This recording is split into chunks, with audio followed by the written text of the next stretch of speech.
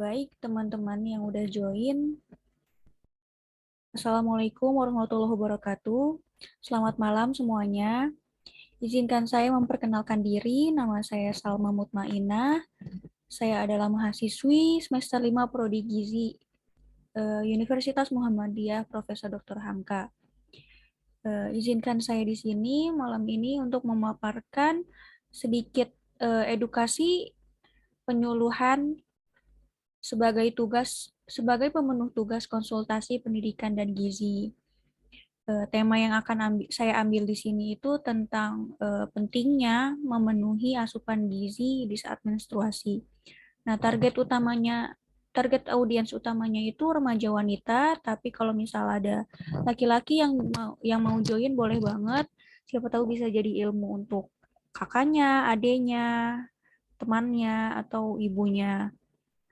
Jadi langsung aja di sini saya akan memaparkan sedikit materinya, kurang lebih 30 menit, beserta sesi tanya jawab. Di akhir nanti saya akan buka untuk 3-4 pertanyaan bagi audiens yang ingin bertanya.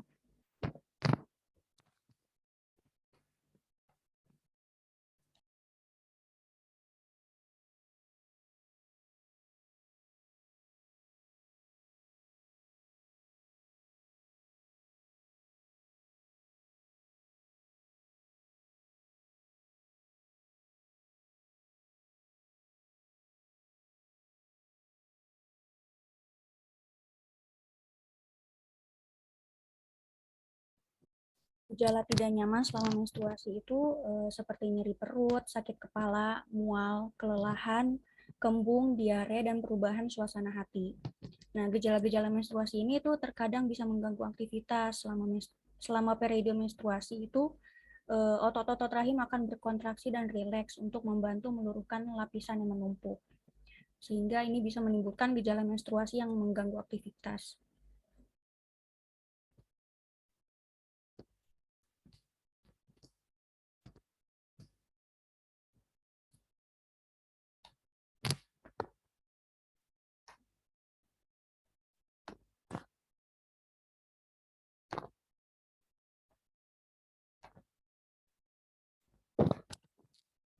Asupan nutrisi tertentu itu bisa membantu mengatasi gejala menstruasi yang biasa timbul.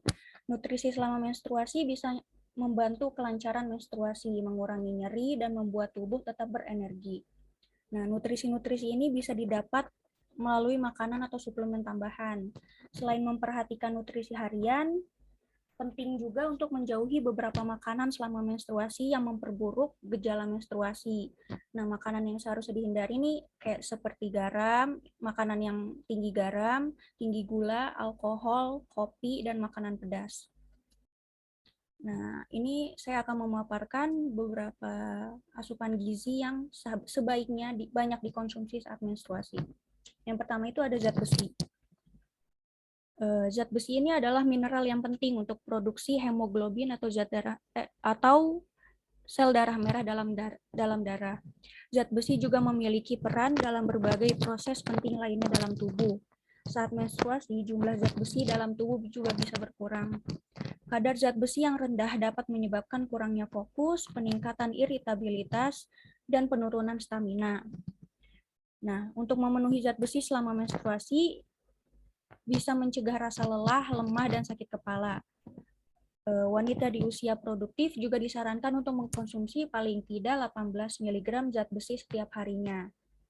Nah, makanan yang mengandung zat besi itu diantaranya adalah hati sapi, bayam, kerang tiram, kedelai, kacang-kacangan, dan biji-bijian. Lalu asupan gizi yang kedua itu ada magnesium. Magnesium adalah mineral yang mendukung ratusan reaksi kimia dalam tubuh. Sekitar 60% magnesium dalam tubuh ditemukan di tulang, sedangkan sisanya itu di otot, jaringan lunak, dan cairan, termasuk darah. Untuk memenuhi asupan magnesium selama menstruasi bisa membantu mencegah gejala menstruasi seperti nyeri, pusing, dan kelelahan.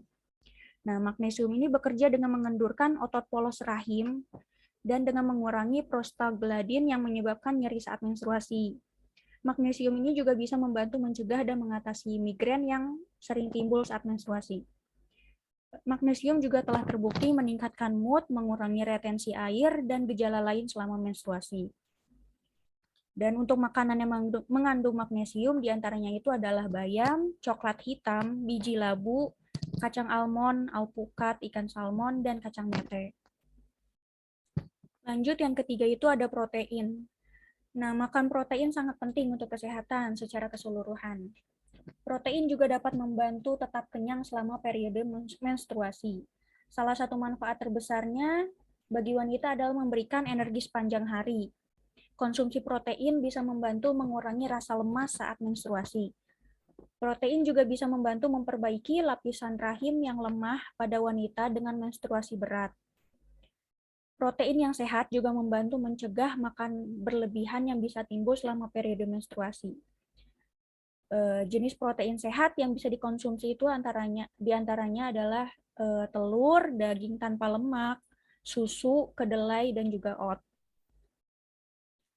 Lanjut yang keempat ada omega 3.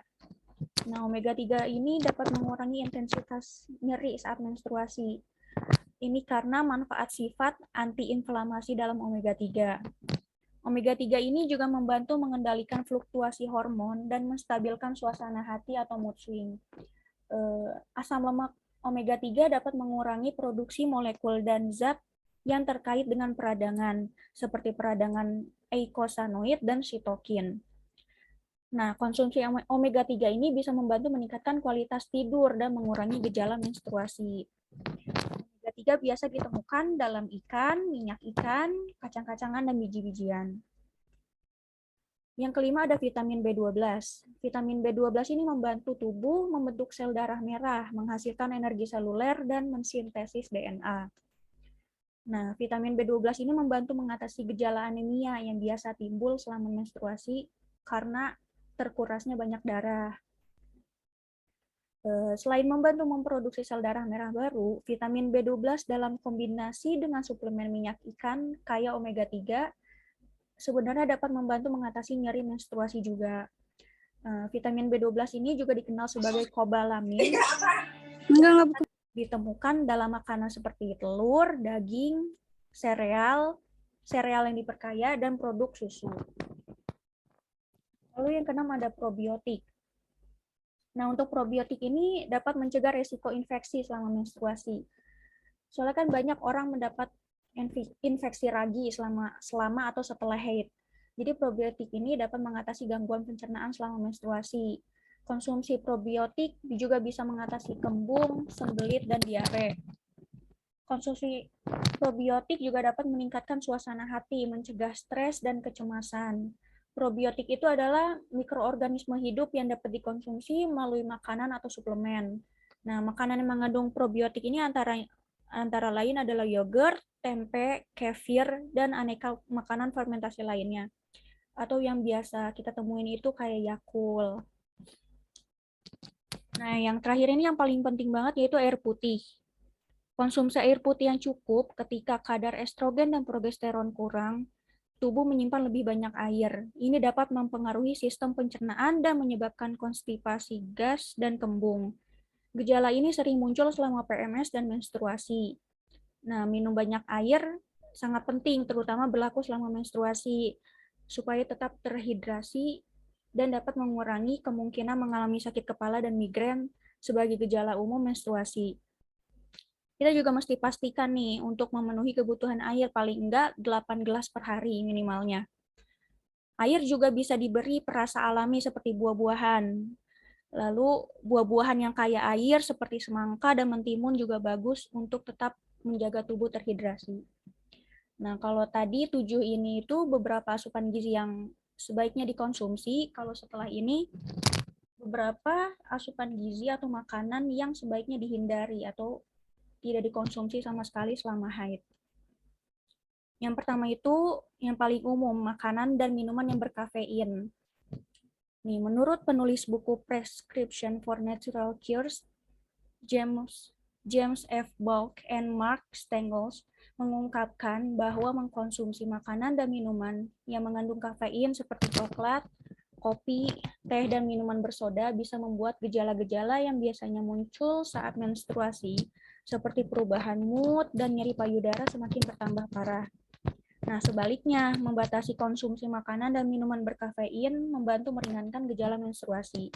Jadi menjelang dan selama menstruasi kita disarankan untuk lebih banyak minum air putih dan teh herbal saja agar cairan tubuh tetap terjaga dan terhidrasi. Lalu yang kedua itu yang sebaiknya kita hindari itu gandum olahan. Nah, gandum olahan ini berbeda dengan gandum murni. Karena gandum olahan tidak sesehat gandum murni, karena sebagian besar nutrisi yang terdapat di dalamnya itu sudah hilang akibat proses pengolahan. Nah, dilansir dari laman SFGate, mengkonsumsi gandum olahan seperti kue, roti putih, biskuit saat menstruasi mengganggu gula darah dan nafsu makan. Nah, jadi daripada mengkonsumsi gandum olahan, pilihlah makanan yang mengandung gandum murni seperti oatmeal dan nasi merah selama menstruasi.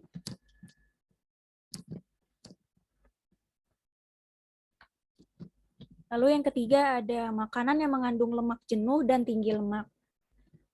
Salah satu cara yang cukup efektif nih untuk mengurangi nyeri perut saat menstruasi adalah dengan menghindari makanan mengandung lemak jenuh tinggi. Salah satunya adalah makanan cepat saji, kayak KFC, McD, Pizza Hut yang cepat saji semuanya.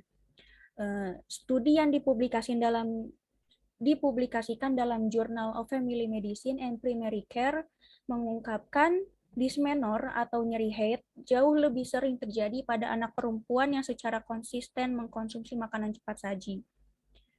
Makanan ini memiliki kandungan asam lemak jenuh tinggi yang mempengaruhi metabolisme progesteron dalam siklus menstruasi.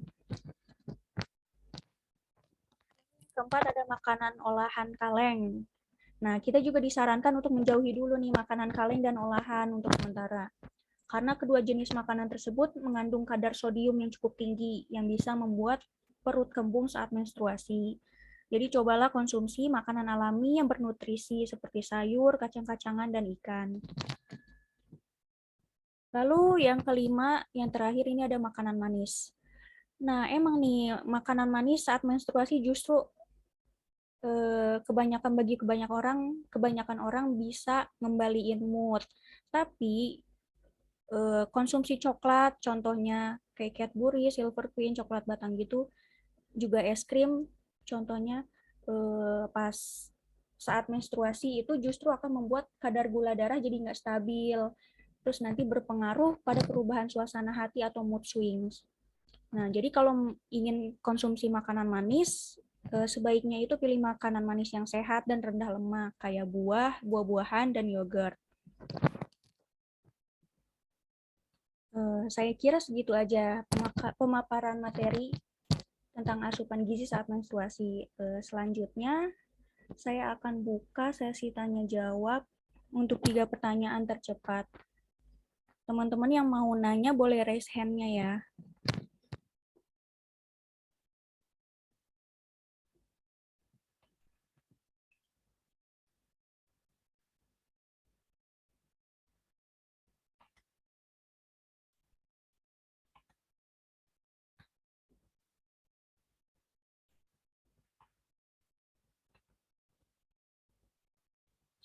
Oke, Talisa boleh duluan. Oke, aku mau nanya dong. Ada orang yang bilang kalau misalkan pas lagi menstruasi itu nggak boleh minum air dingin. Itu bener nggak sih? Oke, saya tampung dulu. Pertanyaan selanjutnya boleh raise hand. 2 lagi.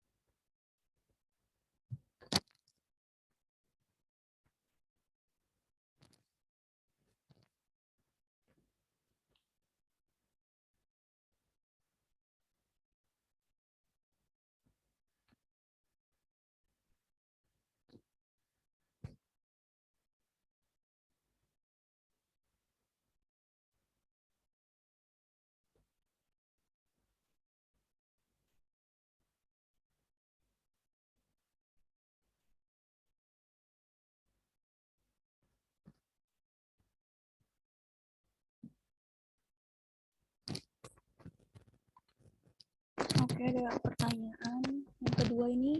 Kak Salma, aku mau nanya dong. Boleh. Bentar, yang kedua ini ada pertanyaan, mengapa saat hari pertama menstruasi perut terasa nyeri dan sakit? Oke, boleh 2 pertanyaan lagi. Salsa dulu.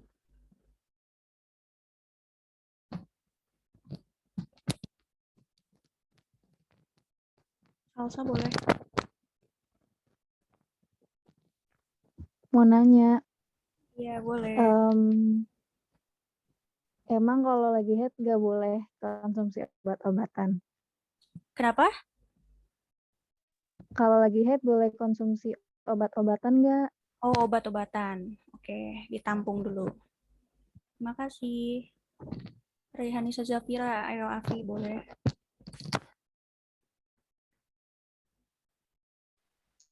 Mau nanya, Iya, boleh.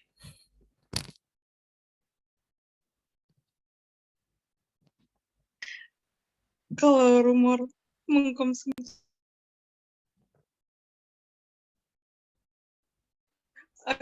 kalau rumor mengkonsumsi mentimun bikin siklus masa haid jadi lebih lama, benar apa enggak sih, Kak? Mentimun jadi siklus, bikin siklus masa haid jadi lama. Oke, ditampung dulu. Berarti udah 4 pertanyaan ya. Saya cukupkan dulu. Nah, ini mau jawab pertanyaan yang pertama dulu. Tadi yang tentang mengkonsumsi air dingin saat haid ya. Nah, jadi konsumsi air dingin saat haid itu nggak ada kaitannya sama sekali dengan siklus haid atau darah haid. Justru banyak minum air putih ini, baik yang dingin maupun panas, itu sangat dibutuhkan untuk menghindari dehidrasi tersebut saat haid. Nah, minum air putih ini juga dianjurkan karena dapat meringankan sakit kepala yang umumnya muncul saat haid. Nah, haid ini berhubungan dengan sistem reproduksi wanita. Kalau sedangkan minum itu berhubungan dengan sistem pencernaan. Jadi secara medis itu nggak ada hubungannya. Terus nggak benar juga bahwa suhu dingin dari air itu yang diminum dapat membekukan darah atau menyebabkan haid tidak lancar, itu nggak benar. Sudah terjawab pertanyaan yang pertama. Oh gitu ya, oke, terima kasih Salma. Pertanyaan yang kedua tadi yang di chat ya. Kenapa saat hari pertama menstruasi perut terasa nyeri dan sakit? Ini normal karena saat haid itu ada peluruhan dinding rahim yang memicu kontraksi sehingga menekan pembuluh darah yang mengelilingi rahim. Nah, kontraksi ini juga memutuskan suplai darah dan oksigen ke rahim. Akibatnya jaringan rahim melepaskan bahan kimia yang kemudian menimbulkan rasa nyeri saat haid. Apa sudah terjawab?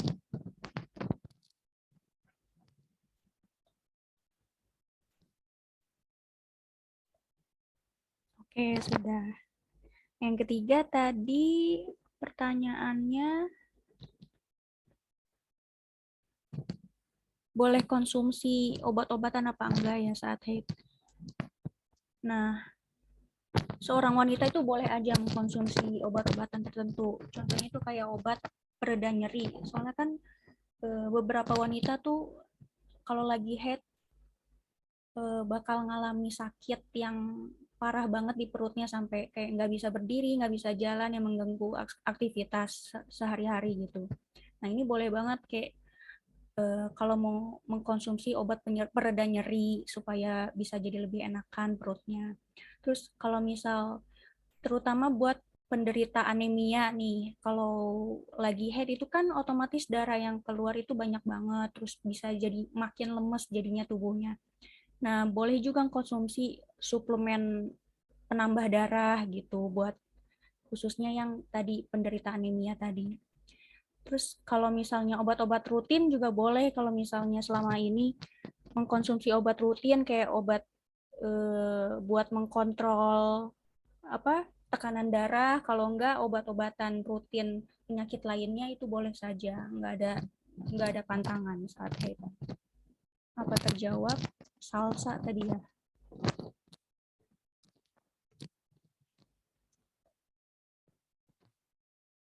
Sudah terjawab, Sal?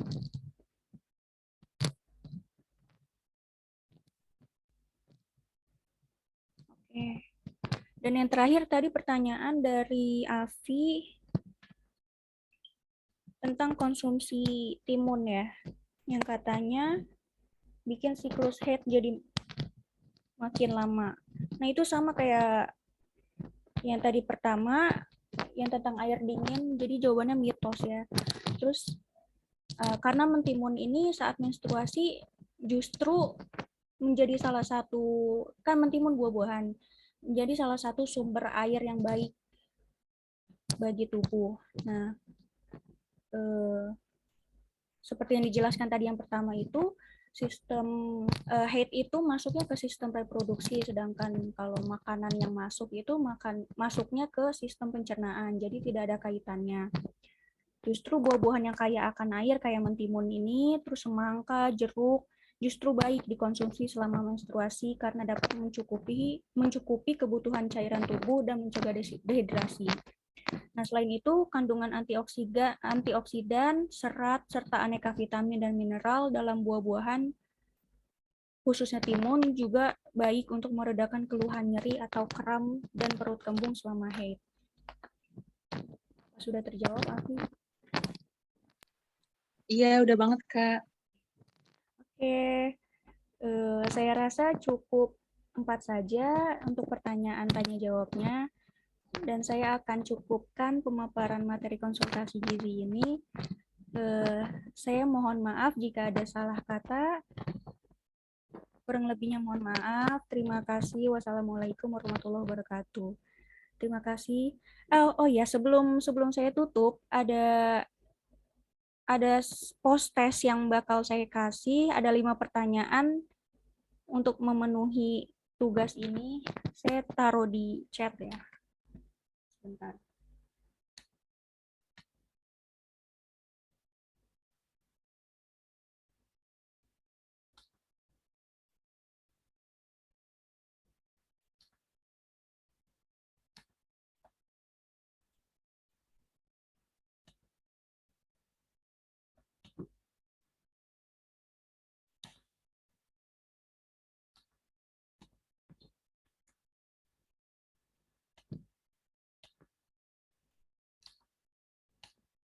Nah, itu di chat udah saya beri link Google Form.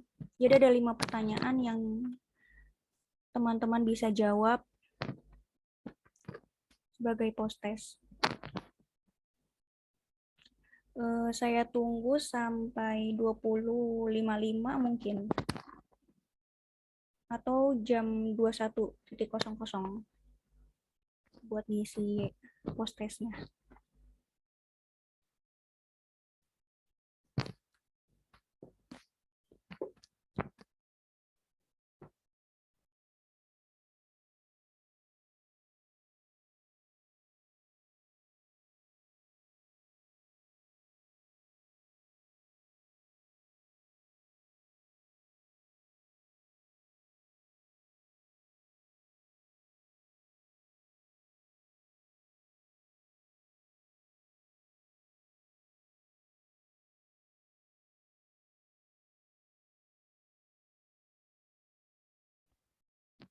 Oke, teman-teman. Yang belum ngisi boleh dilanjut isi aja. Nanti jawabannya auto masuk ke email aku. Nah, ini aku cukupin aja ya. Terima kasih banyak teman-teman yang udah meluangkan waktunya buat ikut Zoom ini sebagai pemenuh tugas saya di mata kuliah konsultasi pendidikan gizi. Mohon maaf jika ada kesalahan. Terima kasih banyak teman-teman. Boleh yang udah ngisi langsung keluar aja. Leave meeting. Selamat malam.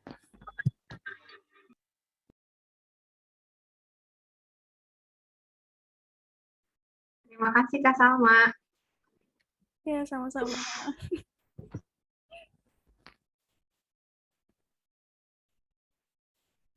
Selamat